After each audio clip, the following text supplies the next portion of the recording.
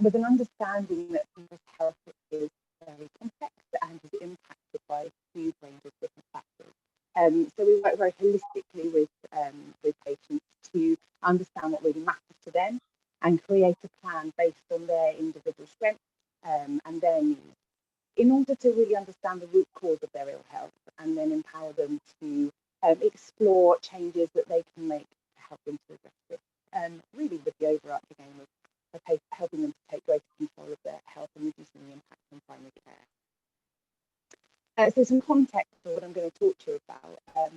I'm going to be telling you about a rural social prescribing service, which covers small market towns, hamlets and parishes across the Waveney Valley on the Suffolk-Norfolk border. It covers 5 GP surgeries with a total of approximately 60,000 patients, with about 15 miles in between each practice. So very rural location, very poor transporting as well. We mostly work with people with long-term health conditions, loneliness and isolation, and around mental health and emotional well-being. So March came along, and all of our face-to-face contacts ceased. And we moved very quickly into crisis response mode, and we have very strong relationships with our primary care partners and community leaders and councils. But what needed to happen very quickly was the mobilisation of a very new, very adaptive system. Everything that social prescribing heralded around connecting people together, connecting people with activities and opportunities, and none of that was available. So, hi, Beth. Sorry to interrupt. Yeah, we've just got lots of static coming through. I wonder whether you could turn your video off and perhaps move a bit closer to the speaker. Thank you. I will. Bear with me 1 second. Let's do that. Okay. Can you see my screen still? Yeah, we can see your screen, and I think we can hear you better as well now. Hear me better? Fabulous. Yeah. Okay. So we mobilised a new and adaptive service, really based on the emerging needs that we saw coming through. And so every patient known to us received a letter supporting them with sort of health information and a phone call offering ongoing support. We launched a support hotline where we offered non-social prescribing patients who meet surgery access to advice, information, support and assistance in non-medical related matters. And we saw over 300 people utilise that hotline over the course of the first lockdown. And what became very apparent is that where we normally really enable independence in people, as people became more vulnerable, our relationships changed, and we noticed a number of kind of immediate emerging needs. And these were focused around sort of fear, anxiety, stress, worry, and confusion initially. And a lot of that was due to around accessing medication because of the rurality of our location. People really depend on local community transport schemes or friends and neighbours to access pharmacies and surgeries. And with those restrictions, there was a lot of fear around being able to access the medication, as well as access to basic provisions. People dependent on local shops, which suddenly had no stock and they couldn't get to other areas. There's a real lack of clarity over shielding, and people are unable to access guidelines due to a lack of IT. Ongoing needs that really emerged were a deterioration in mental health and emotional well-being, but we really started to notice isolation kicking in, particularly for people shielding and for those very reliant on social contact with clubs and groups that were no longer available. People's physical health and fitness started to suffer a lot of confusion over health advice, which we'll talk more about in a moment, and people not seeking medical care for other ailments and worsening health conditions due to cancellation of routine and specialist appointments. So we really started to see people's physiological needs not being met, and actually a huge amount of our work was supporting people to feel safe and to also access basic provisions. So we had to really find new ways of problem solving with the resources that we have available, and we worked very closely with local response initiatives to get medication for patients, to deliver food and well-being and health promotion on the doorstep to more than 300 vulnerable individuals with complex needs who community volunteers thought were struggling and would need more specialist assistance. So we found ourselves at the end of people's driveways, at the end of people's garden paths, offering that sort of health advice for people who just couldn't access it in another way. We did lots of leaflet drops with health information and put together Looking After Your Mental Health leaflet, and launched mindfulness, 3 online bite-sized mindfulness sessions to support people in managing stress and worry and looking after their emotional well-being. We also contacted over 200 high-risk shielding patients and created personalised plans with them to keep them well based on their individual needs, but also the guidance that we can have essentially. We trained community volunteers and secured a number of tech devices to support people without any access to IT, so that they could connect to the web for those that are more isolated, and set up online groups and social groups. So promoting health in a pandemic was very challenging, predominantly because people wanted answers and we didn't have all of those answers. And people became very focused on detail. As people's worlds got smaller, people became almost obsessed around the detail of COVID. And many of our patients had no access to anything other than the TV. So they were actually awaiting updates on a daily basis, but spending all day watching the news. But then were left confused and anxious at the end of the day. They hadn't got the answers that they were looking for. And then other people with access to a wide variety of different platforms. They were then using all of these multiple sources to inform themselves, but a lot of this was really contradictory. So people then became quite anxious and quite concerned around all of this different information. A lot of the information coming down from public health focused on disease containment, but we noticed that health needs are far, far wider reaching than that very quickly as well. We noticed that changing people's mental health and emotional health. And the issues around shielding lists just caused greater worry and confusion, because a huge amount of our patients working for who would be identified as shielding patients. And it's really, I think, important to remember that because of the nature of work we do, a lot of our patients are already in quite negative mindsets because of their long-term health conditions. And there was a real tendency to pay far more attention on negative information and not positive information, which resulted in quite a lot of catastrophic thinking.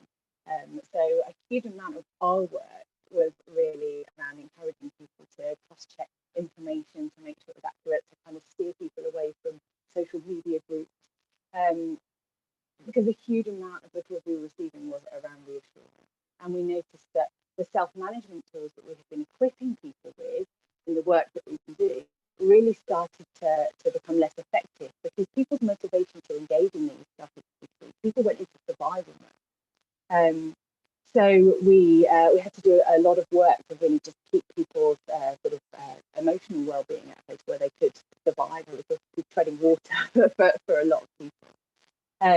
We developed a resource pack with fact-checked, accurate and up-to-date information and useful links, and we sort of emailed that and posted that to patients.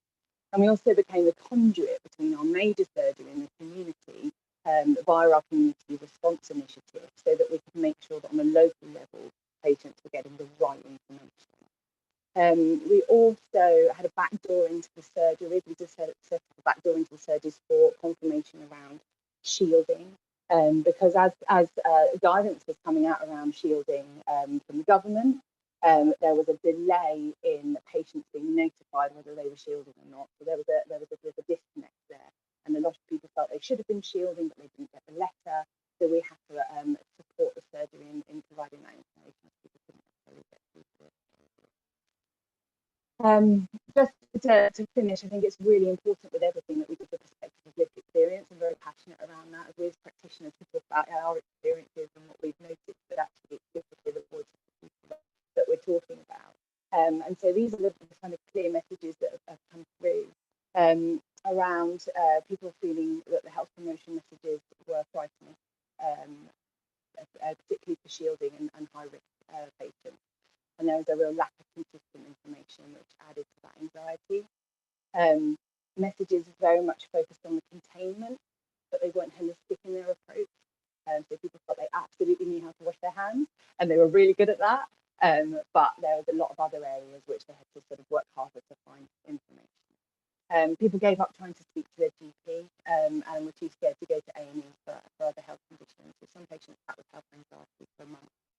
And many people didn't think they could call their GP. Many people didn't want to burden their GP. A huge amount of our elderly patients didn't want to be a burden. They've got far too much on their plate. And many people felt that they weren't listened to by 111 unless it was about COVID. There's a real lack of trust in digital health promotion, particularly from our elderly patients who really feel that face-to-face is the only way that they can communicate around their health. And the shielding list problems created a lot more panic and confusion, being told one thing by one person and one thing from another.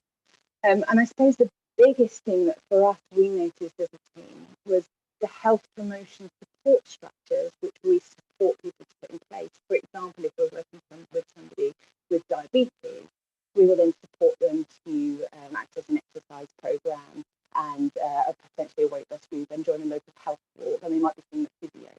Everything fell away overnight, and so people just felt very lost and very alone. So I think what we have to really recognise moving forward is that the vulnerable people in our communities have lost their confidence. And it's going to take a long time. It's going to take far more than just being told, oh, that group's back on again, for people to feel able to really start to take control of their health again. So we need to adapt our surgeries now to meet these new needs that we're going to face. So that's everything from me. Thank you. Thank you so much, Beth. And I'm sorry for all the static. It's because of your location, I believe. Oh, I do apologise if it is. Could you hear me at all?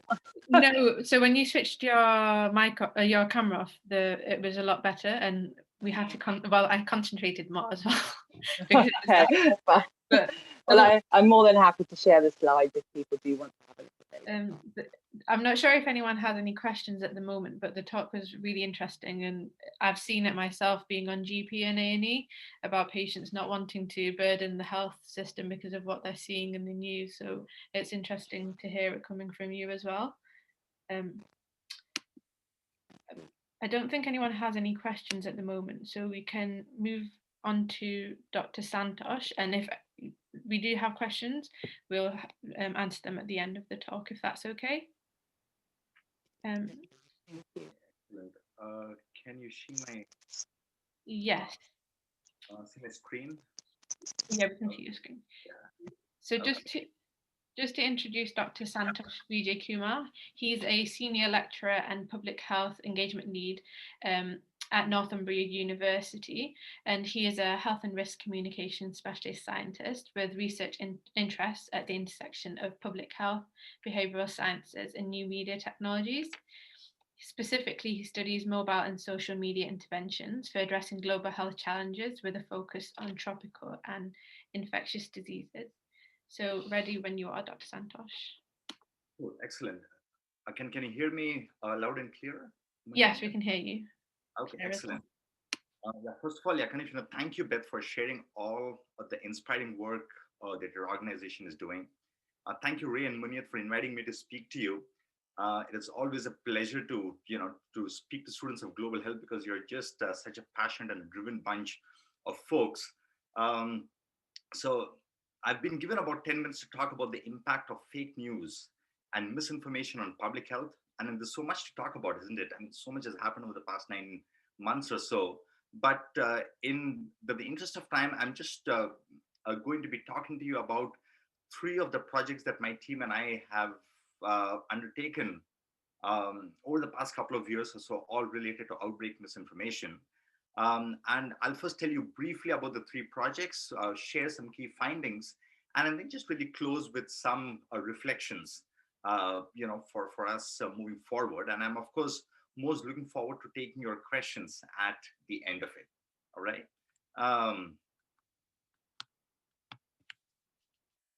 Okay, so the first of these really is a podcast series that we produced on the Nipah virus outbreak that pretty much happened way back in May 2018 in Kerala in India, and the podcast series is called the Bats App Project, right? So now, of course, when you contextualize it, against COVID-19, it seems like a bit of a trivial affair, but the Nipah virus outbreak basically took 17 of the 19 lives that were kind of pretty much infected, and then the mortality rate was about close to 75%, right?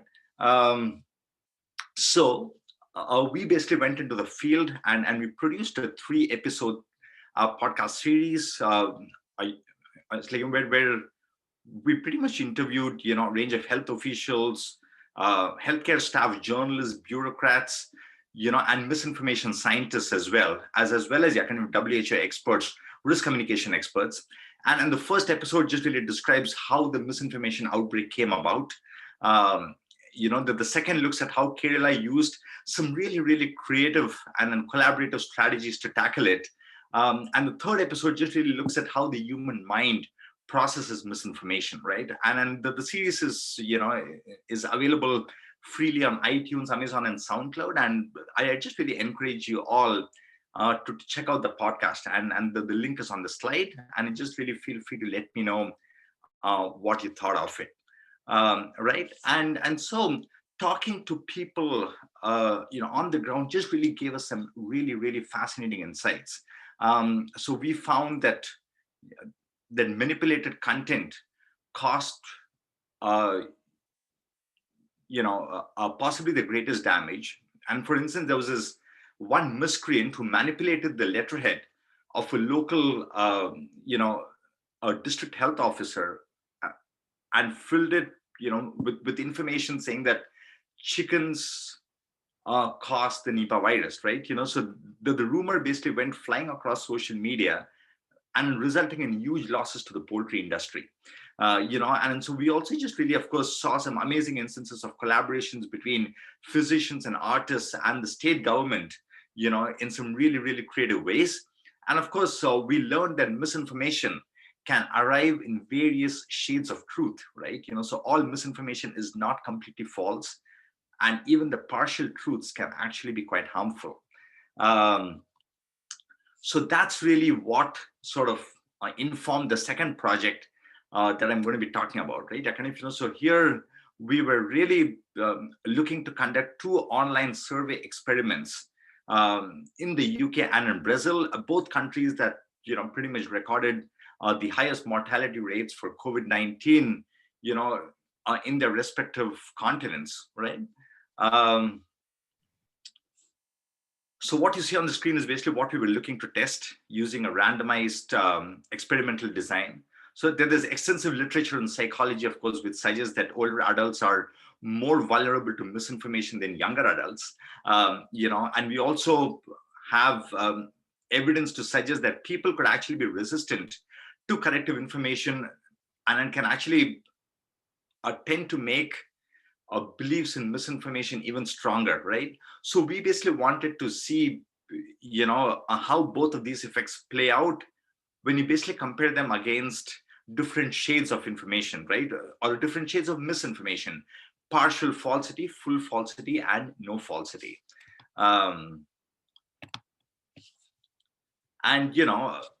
So here's what we found. So we basically tested corrective information from the World Health Organization, who are actually doing some fantastic work on managing the infodemic. So they basically, of course, got a huge infodemic management program dedicated exclusively to this problem. And then what we found is that people across the board responded quite positively to corrective to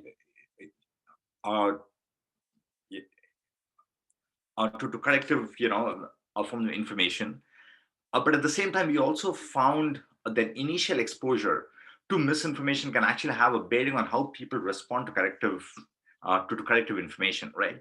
And then lastly, we've also found, much to our surprise, that younger adults were actually found to be more vulnerable to misinformation than older adults were. So we took these findings to Uganda and basically conducted a nationally representative survey among young adults there. Basically folks, between 18 to 40 years of age, and nearly about 940 of them, right? And then we wanted to find out how young adults in Uganda seek, you know, COVID-19 information, their level of exposure to misinformation, and also the strategies that they might basically be using to verify misinformation, right? So are information verification strategies being practiced at all or not, right? And so here are the main findings. So we found that the top preference for getting COVID-19 information among young adults in Uganda was social media. So that was the most preferred source, of COVID-19 information. But at the same time, social media was also the least trusted source of health information as well. And the most trusted source of health information was actually physicians. So we basically also found a moderate to high level,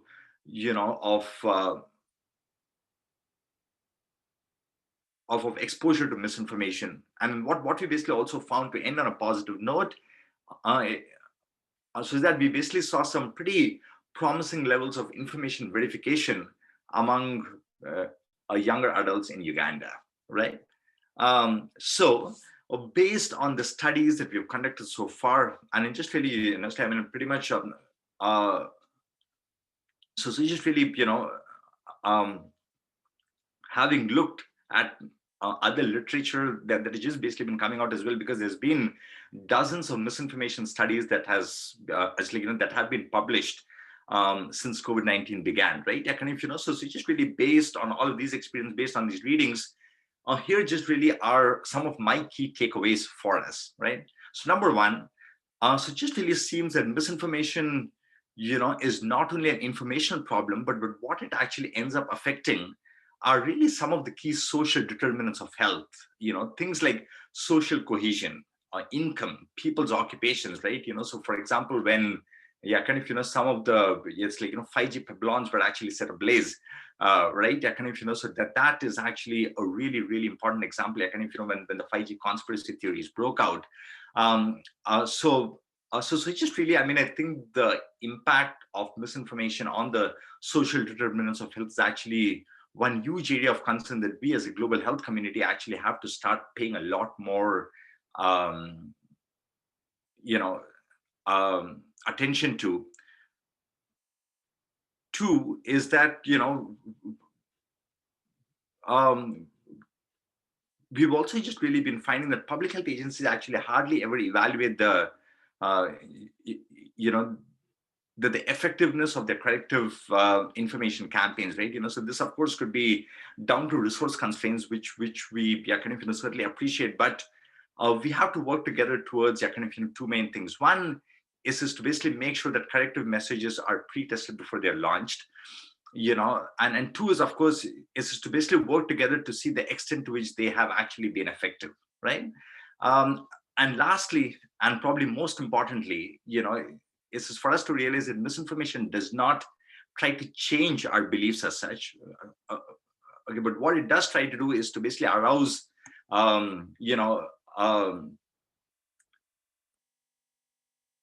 our emotions to a certain extreme level, right? And basically also plays into some of our,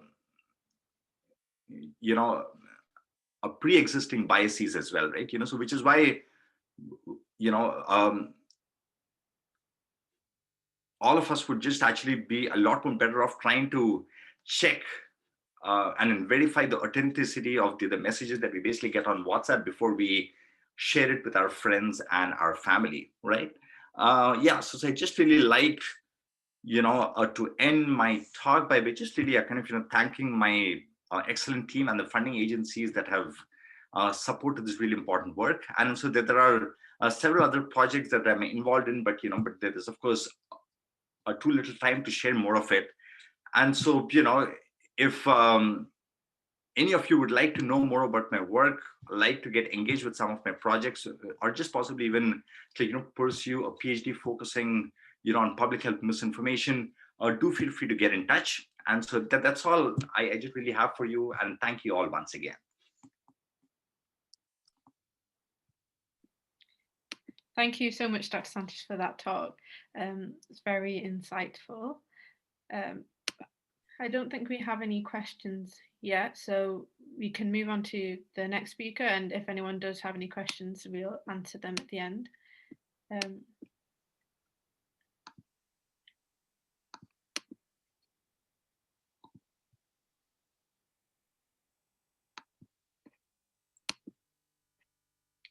So our final speaker is Dr. Talya Porat. Are you able to share your slides? Yes. Okay, so Dr. Porat is a lecturer here at the Dyson School at Imperial College London and also an honorary lecturer at King's College. Her area of research is in the fields of human factors, human-computer interaction, usability, and cognitive engineering, with particular interests in decision-making processes and how to design and evaluate effective interactive healthcare interventions to improve patient outcomes. We can't see your... Yeah, I can't share it. Maybe Santosh has to give me, or it says... I've probably stopped sharing at my end. Yeah, thank you.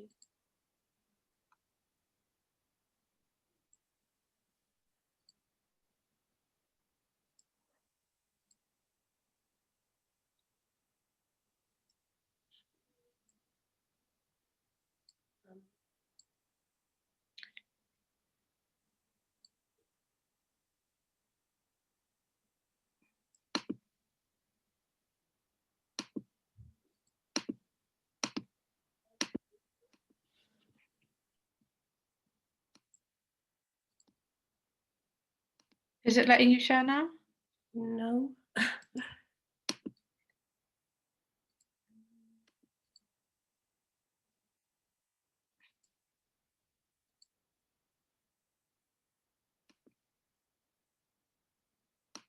I've tried to change the settings. If you try again.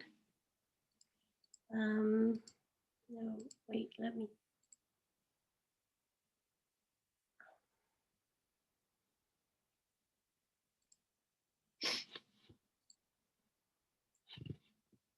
Yes. Okay, good. Yeah, good. Yeah, we can see now. Okay, great.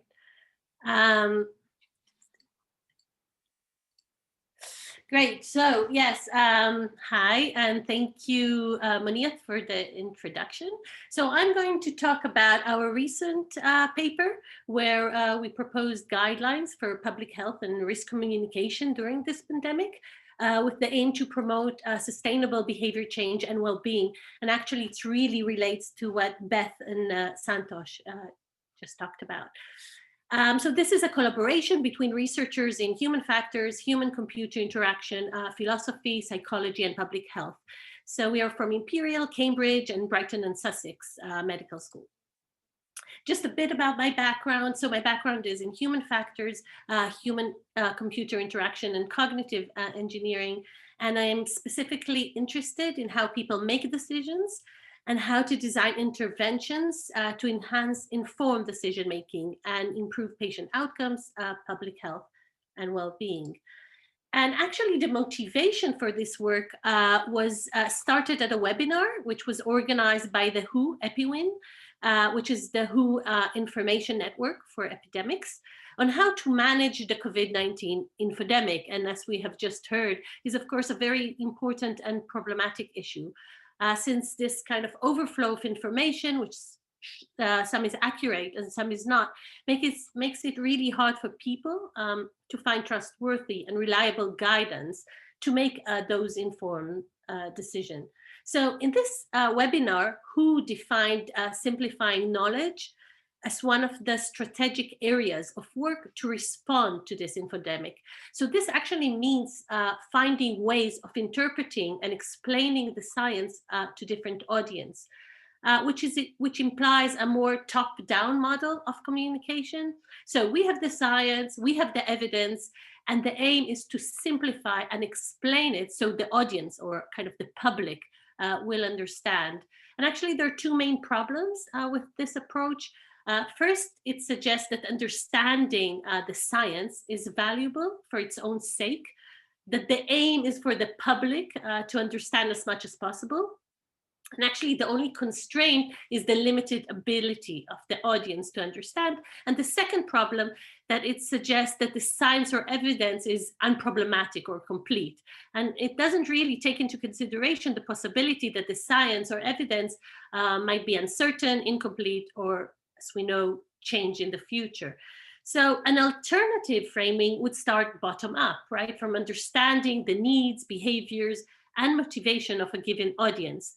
So what decisions are important for that audience to make in order to stay safe and healthy, of course, given their specific values and context, and what information do they need to make those decisions successfully? And of course, what will motivate them to act responsibly for a long period of time? So actually, with these questions and insight, we started this research.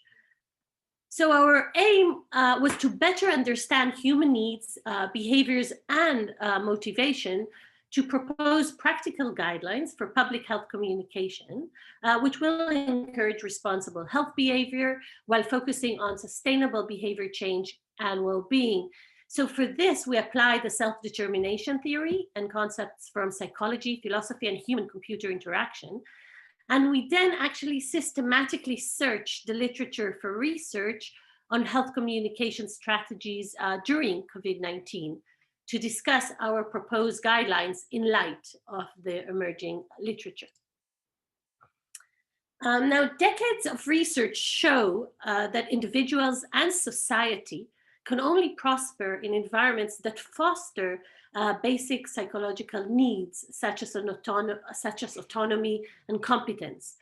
And evidence from the self-determination theory, as we can see here, shows that maximizing one's experience of autonomy, which is having choice, volition, meaning, competence, where we feel effective and mastery, and relatedness, where we feel connected to others, trusted, understood, and feeling a sense of belonging, actually increases motivation and engagement.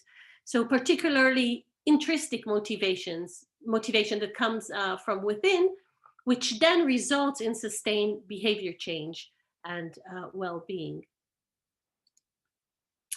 So based on the self-determination theory and concept, as I said, from philosophy, psychology, and human-computer interaction, we proposed 5 guidelines for policymakers, governments, and health institutes to foster, that will foster the basic human psychological needs of autonomy, competence, and relatedness. Now, I think it's really important to remember that the requirements and expectations from the public during this kind of long period are extreme, right? It's stay at home, social distance, all these tracing apps. And actually these have really serious implications for the privacy, freedom, and well-being of the public, of us, right? So to get through this pandemic, we really need long-term strategies and sustainable behavior changes. Now, evidence showed that behavior change is more effective and sustainable, as we saw, when people are autonomously motivated. So our first guideline to foster autonomy is to create an autonomy-supportive healthcare climate. So ideally, people would adhere to the current restrictions because they believe it is important and not because they're afraid to get caught. So we can do this by providing meaningful rationales for change, helping them to understand and identify with why some behaviors are important and why others are harmful. And actually, the important thing of understanding the rationale of the advice, we as the public can think what else can be done when it is not feasible to strictly follow the advice, or how to balance it against other considerations. So in the short term, controlled motivation by external regulation, so punishment and rewards, can be effective. So people may obey. But in the longer term, people may get tired from these strict measures, resulting, as we already see, right, with us as well in this pandemic, So breaches of lockdown, domestic violence, street violence, police brutality, and a lot of quarantine fatigue, right? And I think we all feel this tiredness from this situation. In our systematic search, we found that Taiwan was recognized as an example for effective pandemic management because of its low COVID-19 infection and mortality rates, which have been partly attributed to the clear communication of appropriate behavior, but also to the voluntarily adherence to social norms by its citizens. So the second guideline to foster autonomy is to provide choice within the limitations. So understanding what people can do in addition to what they cannot do is really important.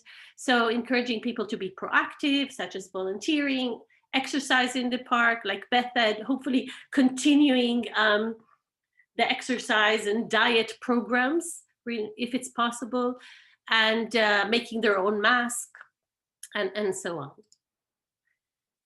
So to foster competence, we propose to apply a bottom-up approach to communication.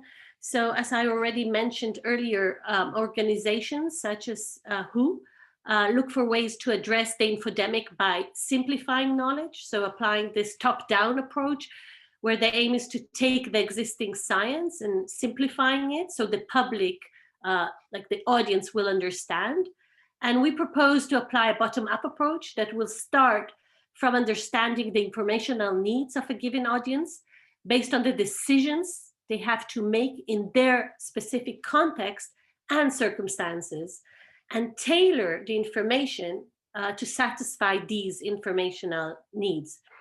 So this actually means that some communication strategies would have to be formulated locally to take into account local demographics and needs.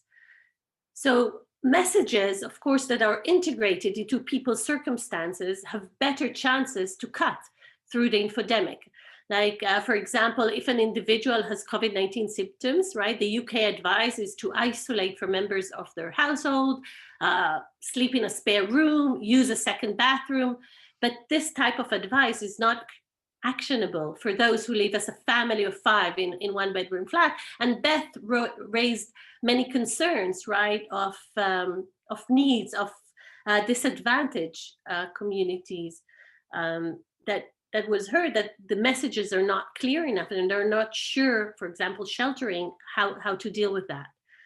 And again, in this perspective, Taiwan was given as an example of its human-centric approach.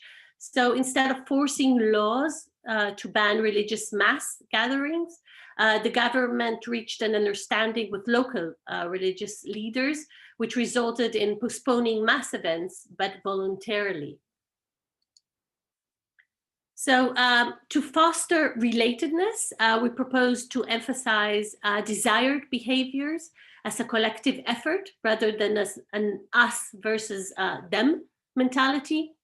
Also communicating the social norm, for example, that the vast majority of people are restricting themselves to protect others, that encourages others to do the same.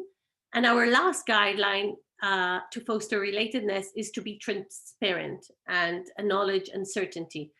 So engaging the public and being transparent and honest about the decision-making process is, of course, critical for changing behavior and building trust. And we know that trust and transparency go together. We can only trust if we're well informed and understand what is being asked from us. And trust begins with communication, and communicating information during outbreak is challenging, right? Particularly as our knowledge of the virus or a disease evolves.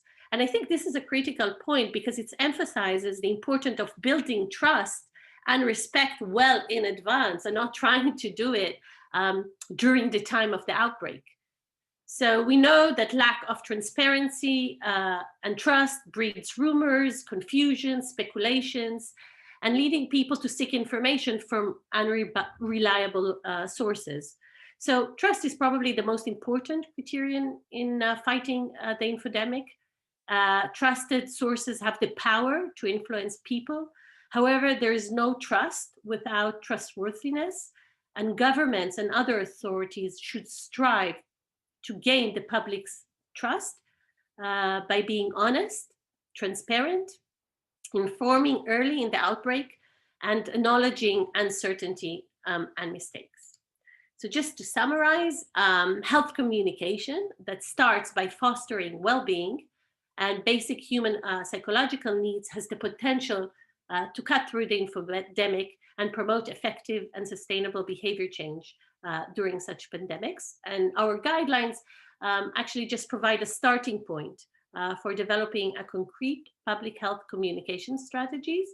And while these guidelines are based on evidence from other domains and gained actually initial supporting evidence from this pandemic, they will definitely need to be validated in the context of public health communications during such pandemic. So this is actually hopefully our future work. So thank you very much.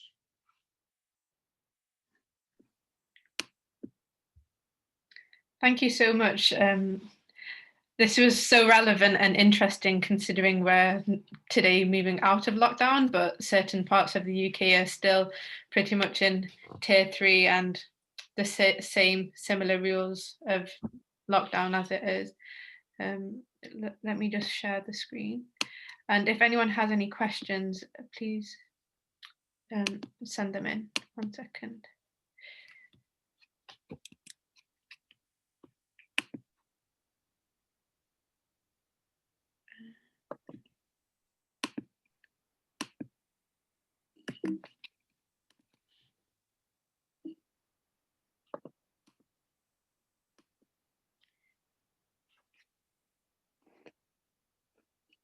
I had a question. Should I go?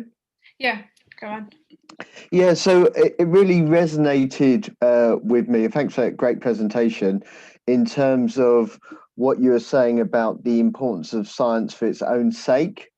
Now, where that's a widely held belief, for example, Imperial, how would you counter that?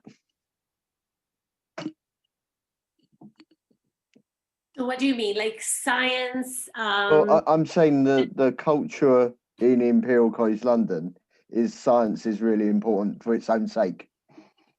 Yeah, I think science is important and evidence-based research is really important. But if you want to influence behavior of people and make them want to adhere to the requirements, it has to be also bottom up.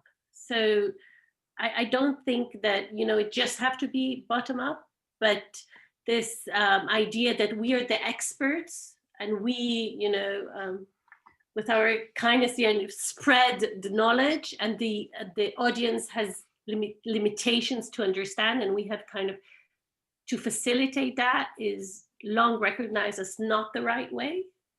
And we're all learning in this case. So we definitely need to do science and do research and make sure our interventions are evidence-based from one hand, but definitely it's really critical. And I think those 2 previous presentations also really showed it, that without collaboration with the public, it's not going to go anywhere. And how would you suggest you can change that culture to something that is more balanced? It's a good question. Actually, I saw that WHO now, after saying this, that they're kind of more top down. I think they understood this too, and I'm getting this emails for webinar and being consulting. How can we engage the public more? And it's a difficult task as well, right? Because who is the public? There's so many groups within the public. And I think it will also be very important now with vaccination. So probably there will be a lot of scare and people who do not want to get it. So can we identify kind of the barriers for that and really talk to people who are scared and don't want maybe to get vaccination and address those kind of concerns, right? We can't just force them to go and do a vaccination. We have to understand, what prevents them and how can we support this and address really, honestly, their concerns. Yeah, thank you for that. Can I just jump in and add something to that? Just on a kind of addition to that, our local invited co-production sort of people from the community around promotion is communicated with regards to the vaccine.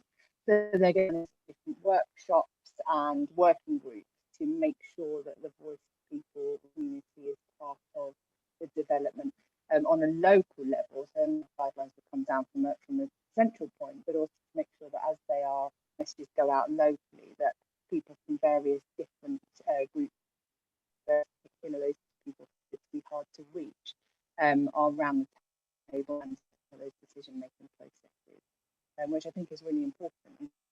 And we should be co-producing all of these from the very start with the very people that we're talking about.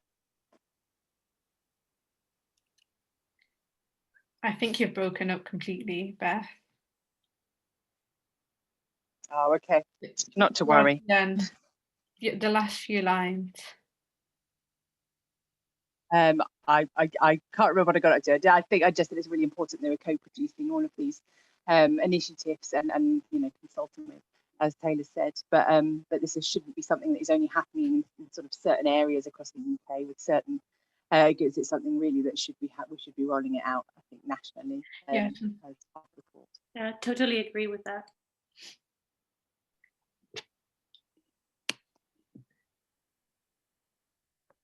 I've got a question. So I think this is a question to both Santosh and Talya. So with us across the country going to different tiers, and of course there are different restrictions going on in Northern Ireland and Scotland and Wales, how do we ensure that we can communicate all these restrictions to the public in a clear way? Because I think even as someone being in the healthcare sector, I'm very confused about what can you do in all of these different levels of restrictions. How can we make that simpler to the public? Would you like to go first, Talya? Yeah, it's a good question, and I think we really want the messages to be accessible.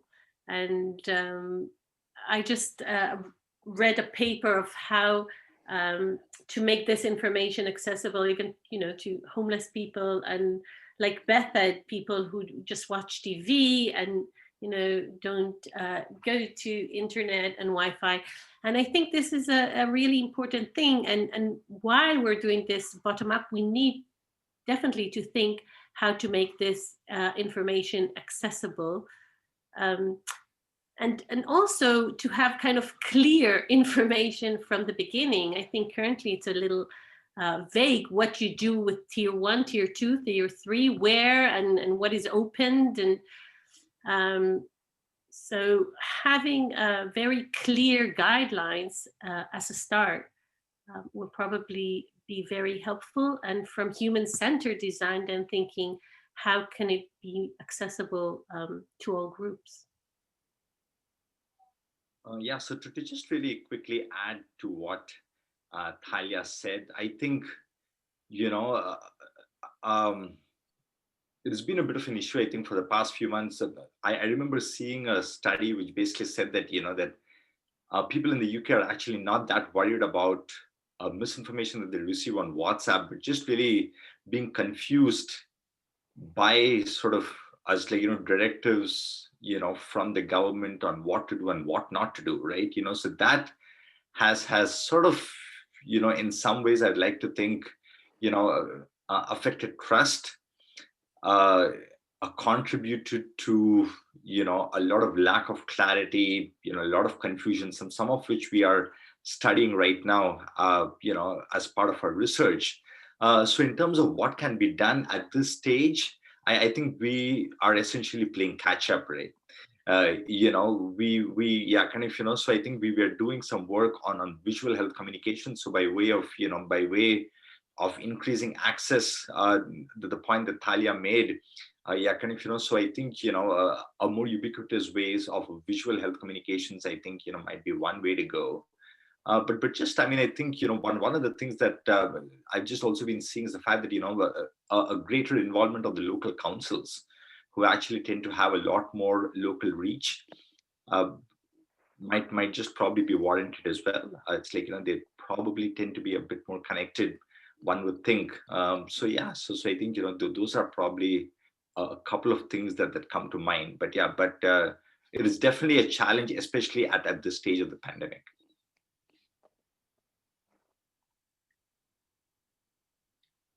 Right, thank you. So I have one question actually. It links kind of to what Beth was talking about how patients especially are afraid to go to see their GP, go into A&E because of what they're hearing in the news, and they don't want to burden the NHS. How do we address problems like this?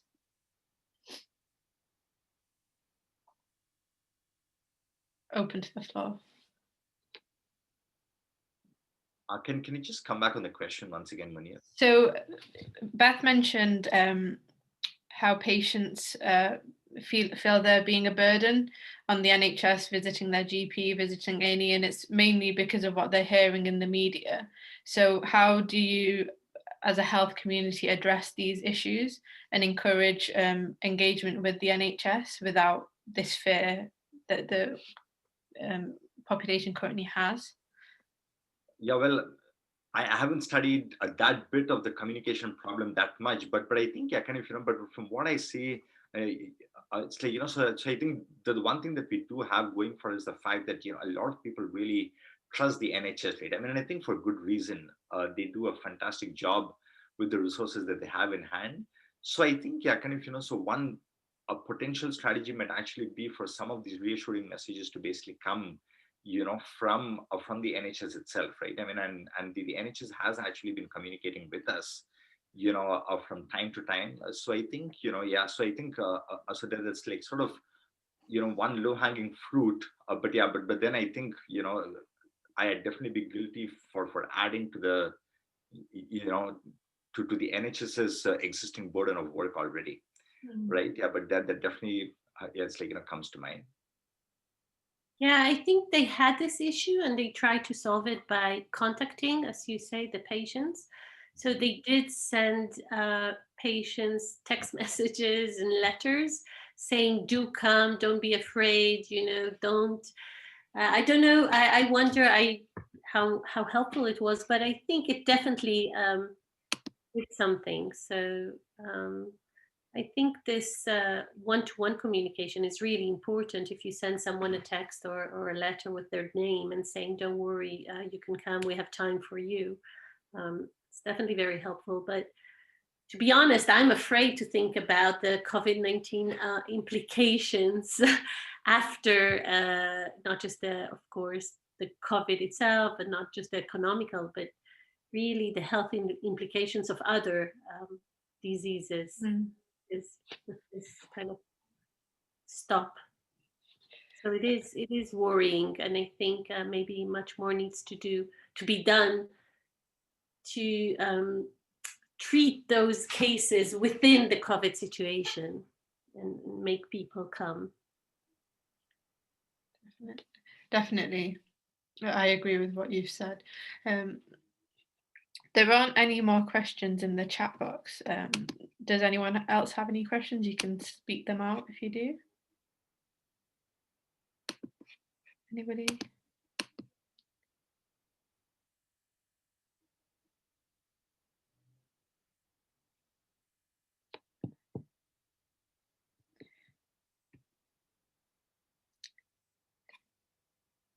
No, so I think we don't have any more questions now.